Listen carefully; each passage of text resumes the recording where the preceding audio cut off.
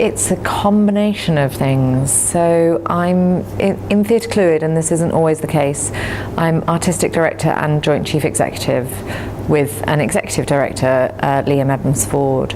So our role together is to run the organisation, and there's quite a lot of crossover, but I guess in broad terms that divides into my role being more in terms of the artistic programming, and his more in terms of the kind of producing side of things and the business side of things. The great thing is that we both have kind of worked across different aspects of theatre in the past, so we tend to work quite closely on everything.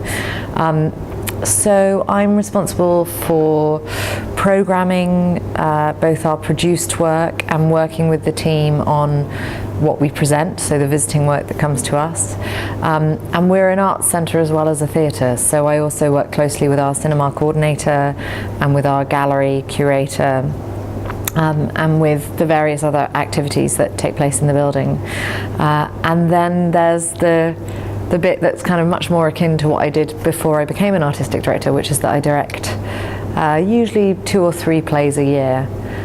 So I do get back in the rehearsal room.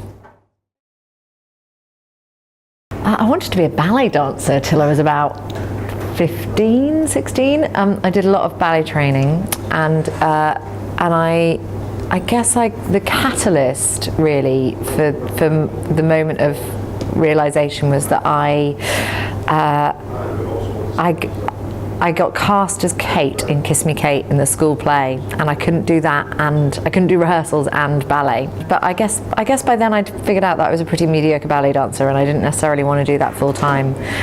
So I then did the school play, and I'd done a lot of stuff in school plays kind of prior to that point, and always loved kind of being involved. And then when I was 17, an opera company did a production at the Brighton Arts Festival. I grew up in Brighton, and they wanted students to shadow each member of their creative team, and I got on shadowing the directors, and that was a case of love at first sight. I just had about 10 minutes in the rehearsal room and thought, that's what I want to do. You know, it was probably the first play I ever did.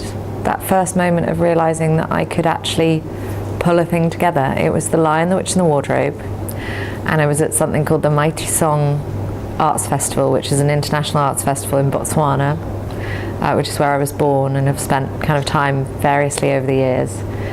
And the second performance, the guy playing Aslan hadn't shown up by the half-hour call, and then he hadn't shown up by the 5-minute call, and then he hadn't shown up by the time the show was supposed to start. And so I was kind of hurriedly trying to get into a lion costume, which was not intended for me. And then he did show up, and the show started. And yeah, I think seeing the audience, both young and old, react to something that I had put on stage was really exciting.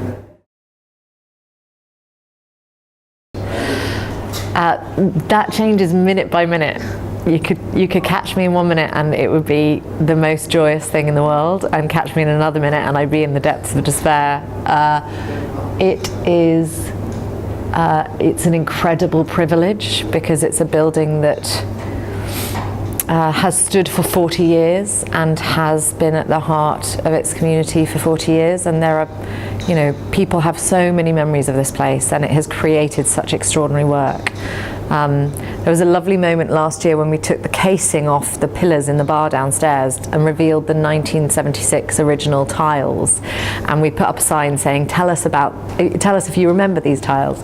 And someone wrote on a post-it, I remember leaning against these tiles in the hot summer of 1976, drinking a pint the first time I ever met my man. And it's got that kind of place in people's lives. You know, it's a building that's no longer made up of bricks and mortar. It's made up of memories and moments. So it's an incredible privilege, and with that, of course, it's also an incredible challenge and responsibility, because as an artistic director, you're only ever taking care of a place for the brief moment in time that you're lucky enough to be there. So I'm acutely aware of the responsibility to make sure that it's still standing and still creating great theatre 40, 80, 100 years from now. It's not a race. I think it can feel like one. If you're really in it for the long haul, then don't worry if someone standing next to you got the role or got the gig or whatever.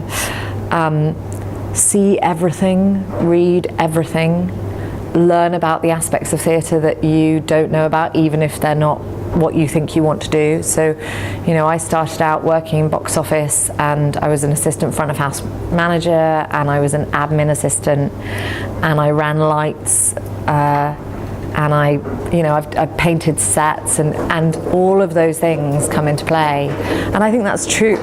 I think that's true whether you're a director or whether you're an actor. Like, it helps so much to understand what goes into the making of the whole. And in terms of the seeing everything and reading everything, you know, get to know as much as you can about what you like and what you don't like and what kind of theatre you might want to make.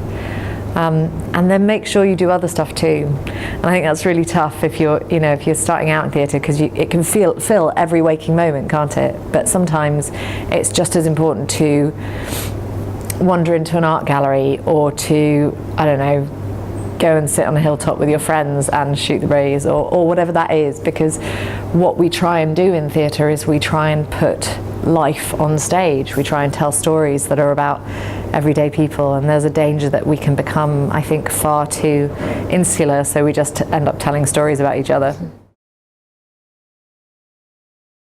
Oh, it's brilliant. It's brilliant because we get this influx of hundreds of people every day, twice a day often, and for some of them it will be the only time they come to the theatre in a year. Some of them will have booked in February. You know, it's this massive deal, and we've got a really lovely Panto company who kind of give all of that energy back and more. But we've also got the part of the reason this time of year is so exciting is we've got our ice rink for the second year running. So that opens today. Last year we had 9,000 people come and skate, of whom 50% had never booked for an event at the theatre before. So that's a whole new bunch of people understanding, hopefully, that this place is for them. And then we've got our show for the under 11s. I say it's for the under 11s. I love it, so I don't know what that says about me. But we've got a new retelling, a new version of The Snow Queen that has a professional cast, plus 30 community cast members. That's just going into tech next week, that takes place in 13 different spaces in our building. So it's properly chaotic and properly festive right now, because it's a great night out.